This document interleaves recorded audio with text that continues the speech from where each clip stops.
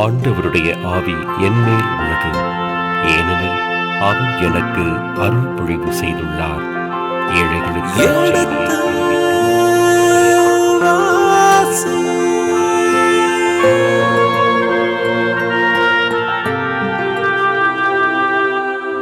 எடுத்து வாசி.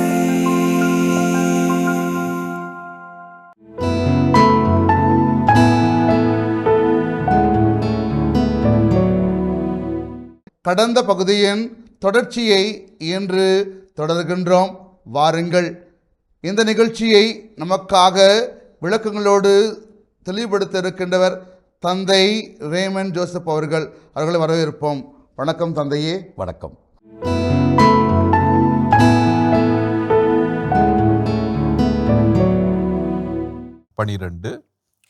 மெய்காப்பாளர் தலைவன் திராட்சை தோட்டங்களையும் வயல்களையும் கவனிக்கும் பொருட்டு நாட்டின் ஏழையர் சிலரை அங்கேயே விட்டு வைத்தான். நான் ஏற்கனவே சொன்னது போல் ஏழைகளே அவன் நாடு கடத்தவில்லை. அவங்களுக்கெல்லாம் இங்கேயே சில பணிகளை கொடுத்திருந்தான். என்ன பணிகள்? திராட்சை தோட்டத்தை கவனித்துக் கொள்வது, வயல்களை கவனிப்பது. எல்லாமே கெதரோன் பள்ளத்தாக்கில் இந்த வயல்கள் இருக்கிறது, திராட்சை தோட்டம் இருக்கிறது. அங்கே இருக்கிற அந்த கெதரோன் பள்ளத்தாக்கில் இருக்கிற பகுதிகளில் திராட்சை தோட்டங்கள் நடப்பட்டு இருந்தன. அதே மாதிரி மற்ற மரங்கள், வயல்கள் எல்லாம் இருந்தன. இவற்றையெல்லாம் கவனிப்பதற்கு பொறுப்பானவர்கள் தான் இந்த ஏழைகள். இவர்களே அவன் அழைத்து செல்லவில்லை. தொடர்ந்து 13. ஆண்டவரின் இல்லத்தில் இருந்த வெண்கல தூண்களையும் தள்ளுவண்டிகளையும் வெண்கல கடலையும் கல்தேயர் தூளாக்கி. பாருங்க, 11, 12 ரெண்டும் மக்களை பற்றி பேசியது. இப்போ பொருட்களை பற்றி பேசுகிறது. 13ஆம் வசனத்திலிருந்து என்னென்ன பொருட்கள் இவன் கொள்ளையெடுத்து சென்றான். ஆண்டவருடைய இல்லத்தில் இருந்த வெண்கல தூண்கள். இந்த இதெல்லாம் நம்ம முதல் அரசர்கள் புத்தகம் 5ஆம் அதிகாரத்திலிருந்து 8ஆம் அதிகாரம் வரை கோவிலில் என்னென்ன வகையான வெண்கலத்தால் தூண்களையும் அதே மாதிரி அழகழகு அணிகலன்களையும் சாலமோன் செய்தான் என்று ஒரு பெரிய பட்டியலே பார்த்தோம். அதுதான் இங்கே ஆண்டவருடைய இல்லத்தில் இருந்த வெண்கல தூண்களையும், தூண்கள் எல்லாமே வெண்கலத்தால் செய்யப்பட்டது. தள்ளுவண்டிகளையும், இது மாதிரி நிறைய தள்ளுவண்டிகள். அப்படின்னா இதெல்லாமே வெண்கலத்தில் தயார் பண்ண வண்டிகள். வெண்கல கடல், அதாவது குருக்கள் கைகொள்வதற்காக வெண்கல தொட்டி இருந்தது. அதுதான் கடல் என்று அழைத்தார்கள். அந்த வெண்கல தொட்டி கோவிலுக்கு முன்னால் இருக்கும், அதாவது திருத்துவத்துக்கு முன்னால் இருக்கும்.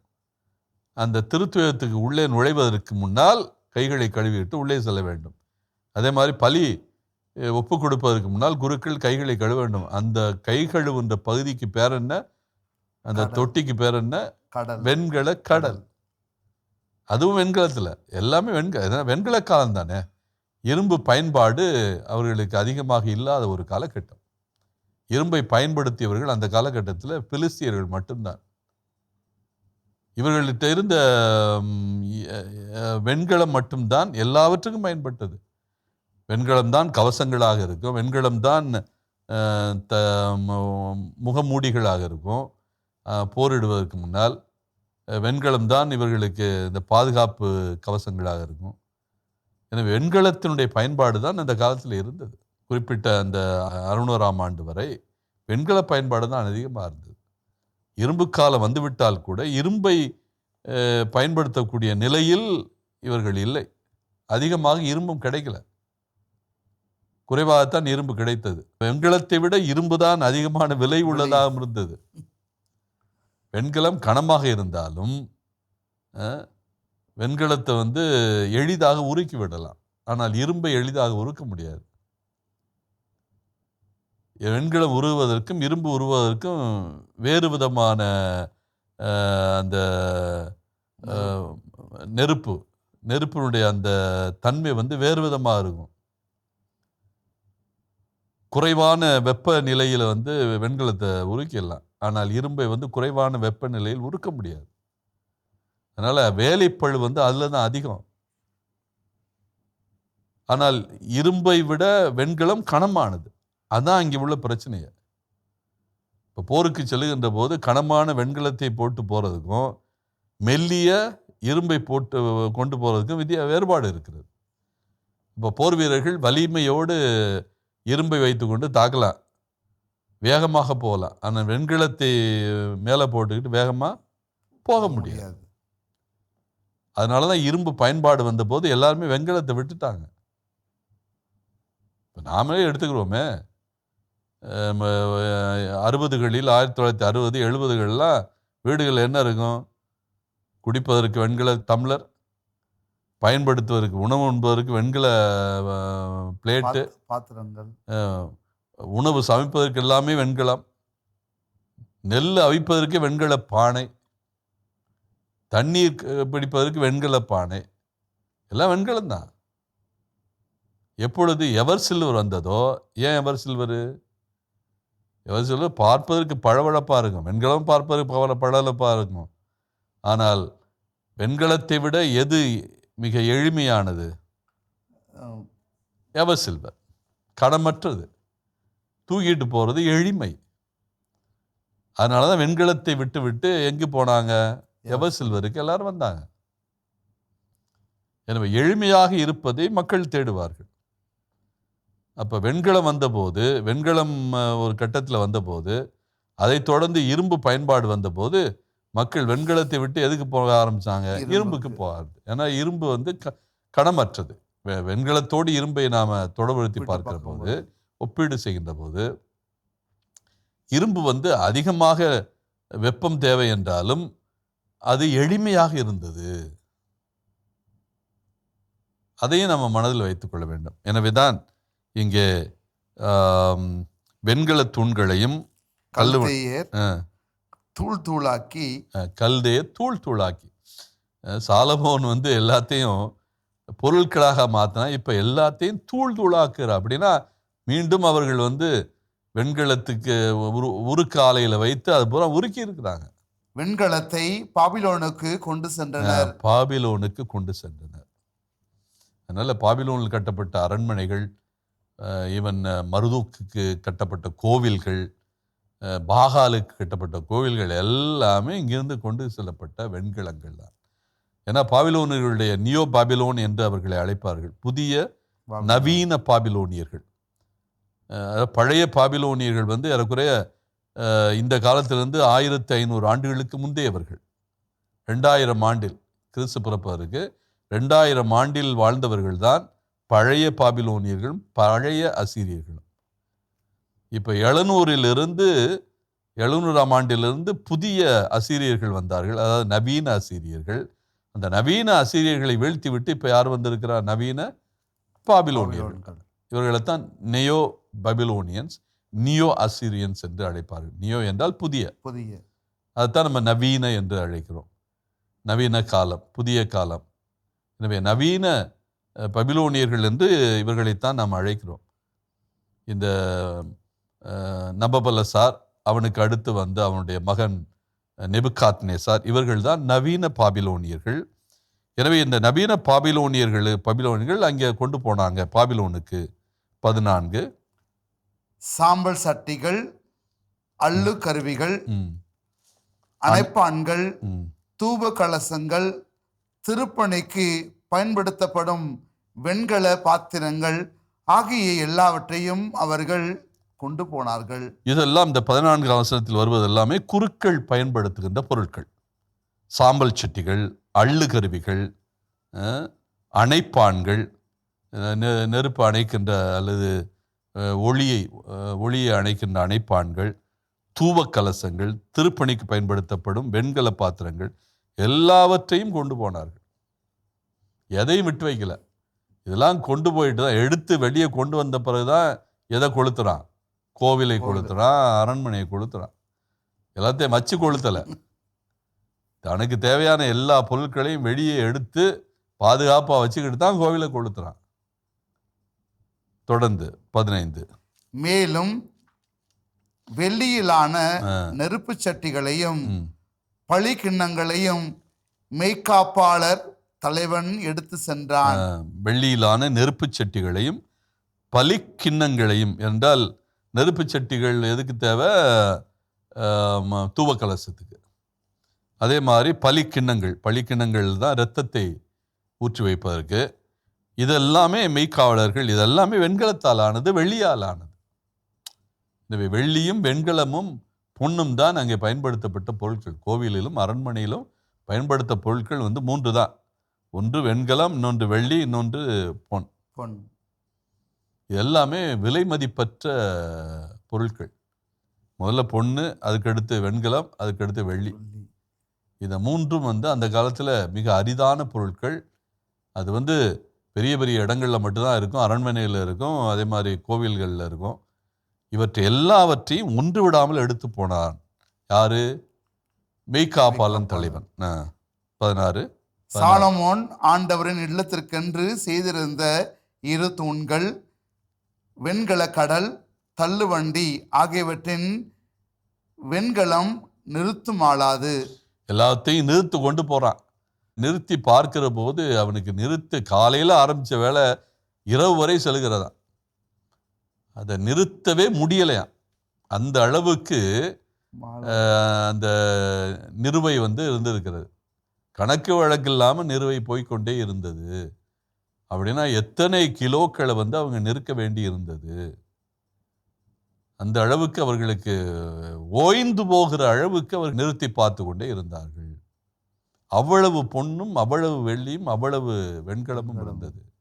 சாலமோன் காலத்தில், அவன் காலத்தில் செய்யப்பட்ட அந்த பொருட்களில் இருந்த பொன்னும் வெள்ளியும் அதே மாதிரி வெண்கலமும் அவர்களால் நிறுத்து பார்ப்பதற்கே மிக கடினமாக இருந்தது.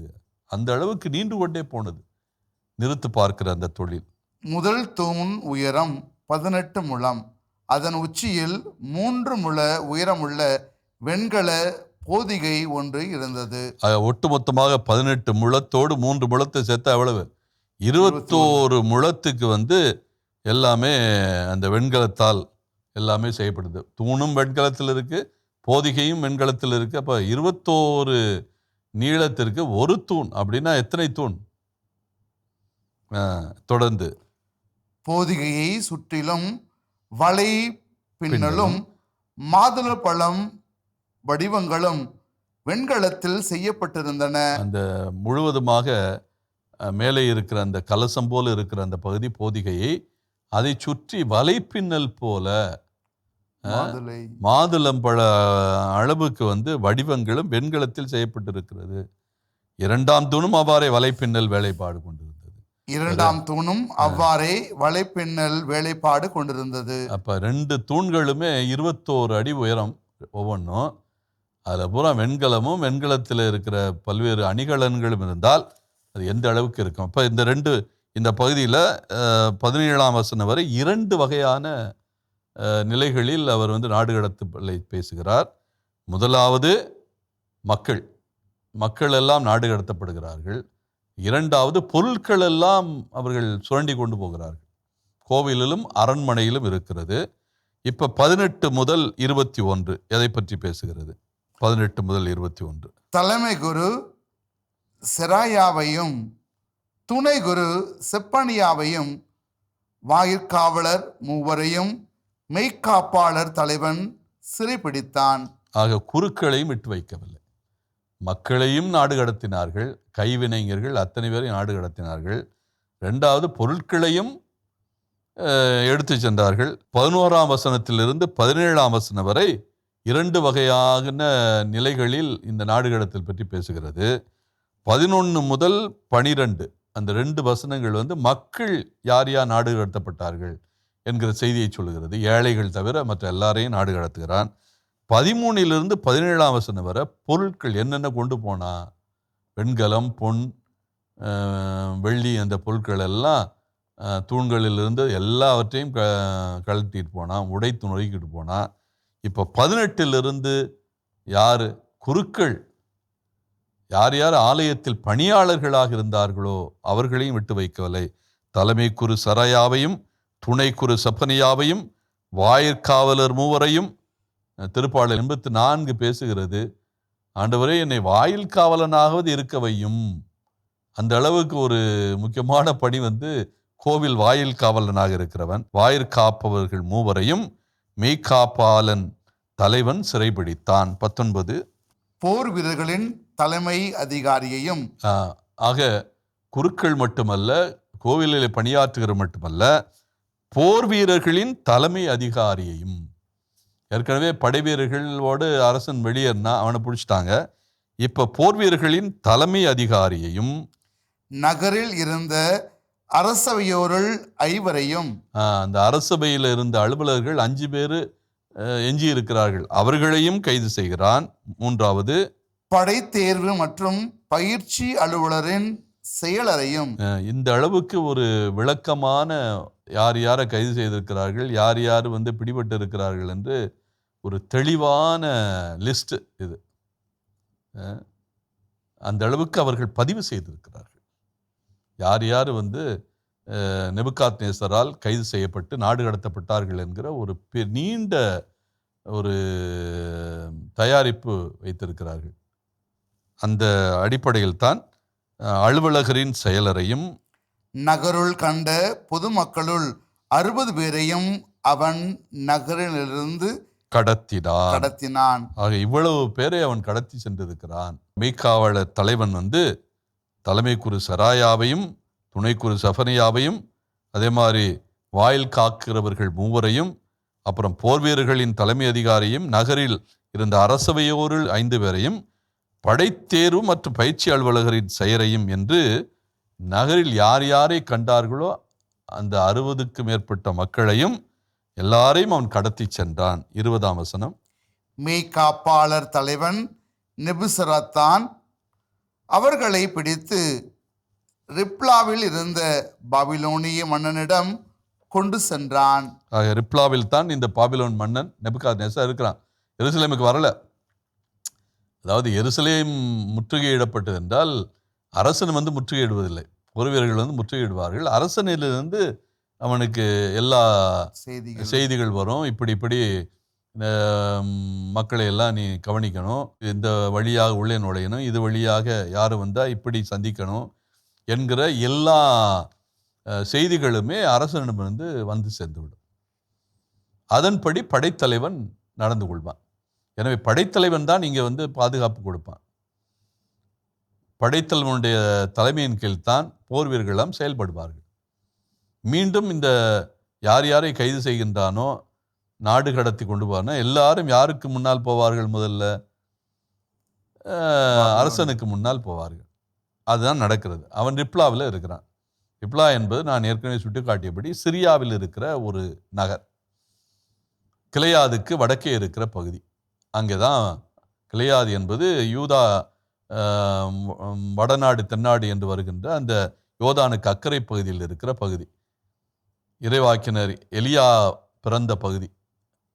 அவர் பிறந்த அந்த டிஷ்பே என்கிற நகர் அங்கே தான் இருக்குது, கிளையாத்தில் தான் இருக்குது. பாஷான் என்கிற பகுதிகள் எல்லாம் அந்த பகுதியில் தான், கிளையாத்தில் தான் இருக்குது. எனவே கிளையாத்துக்கு வடக்கே இருக்கிற ரிப்லா என்கிற பகுதியில் தங்கி இருக்கிற நேபுகாத்நேசார் என்கிற அந்த மாபெரும் மன்னனுக்கு முன்னால் அழைத்து செல்கிறார். தொடர்ந்து ஆமாத்து நாட்டின் ரிப்லாவில் பாபிலோனிய மன்னன் இவர்களை வதைத்து கொன்றான். இதுதான் அவனுடைய ஒரு மகிழ்ச்சி. இந்த சாடிஸ்ட் என்று சொல்கிறோம்ல, இவர்களை கைது செய்து அழைத்து போய் மண்ணினத்துக்கு முன்னே நிறுத்தினா அவங்கள கொலை செய்து அவன் அப்படியே கொண்டாடுவான். எந்த அளவுக்கு இந்த மக்களை எல்லாம் நான் என்னுடைய கைப்பாவையாக மாற்றி இருக்கிறேன் என்பதிலே அவனுக்கு ஒரு மகிழ்ச்சி. என்னுடைய அதிகாரம் வரம்பு மீறியது என்று அவன் தன்னையே தம்பட்டம் அடித்துக் கொள்கின்ற ஒரு நிகழ்வு அது. நான் தான் உனக்கு வாழ்வாகவும் சாவாகவும் இருக்கிறேன், நீ என்னுடைய ஆதரவு இல்லாமல் எப்படி நீ வாழ முடியாது, நான் தான் இந்த உலகத்தில் அரசன், உலகத்தை எல்லாம் ஆளுகின்றவன், அதனால் உன்னை என்னவும் செய்ய முடியும், உன்னை வாழ வைக்க முடியும், உன்னை வீழ்த்தவும் முடியும். நீ எனக்கு முன்னால் நீ மண்ணுக்கு சமம், தூசிக்கு சமம். அதான் அவன் சொல்லாமல் சொல்லுகிறான். இவர்களெல்லாம் அழைத்துட்டு போய் அவனுக்கு முன்னால் நிற்க வச்சு ஒவ்வொருத்தலையும் சிறைச்சேதம் செய்கின்றான் என்றால் எனக்கு மீறியவன் யாருமே இல்லை என்று சொல்லாமல் சொல்லுகிறான். அந்த ஆமாத்து நாட்டின் ரிப்லா, ஆமாத்து என்பது நான் ஏற்கனவே சுட்டிக்காட்டிய சிரியாவினுடைய ஒரு பகுதி, அதனுடைய தென்பகுதி, சிரியாவினுடைய தென்பகுதி ஆமத் என்பது. அங்குதான் ரிப்லா என்கிற ஊர் இருக்கிறது. அங்கே தான் கூட்டு போய் எல்லாரையும் அந்த கிளையாத்துக்கு, யோர்தானுக்கு அக்கறை பகுதியில் இருக்கிற நம்ம கலிலியா கடல் இருக்கிறது என்றால் கலிலியா கடலினுடைய கிழக்கு பகுதியில் பாஷான், அதே மாதிரி கிளையாத்து பகுதி இருக்கிறது. இந்த கிளையாத்து பகுதியினுடைய வடக்கு பகுதி தான் ஆமாத்து. இந்த ஆமாத்தில் இருக்கிற ரிப்லாவில் இந்த கொடூரங்கள் எல்லாம் நிகழ்கின்றன. யாருடைய கண்ணுக்கு முன்னால்? நெபுகாத்நேசாருடைய கண்ணுக்கு முன்னால். இதன் தொடர்ச்சியை அடுத்த பகுதியிலே தொடர்வோம்.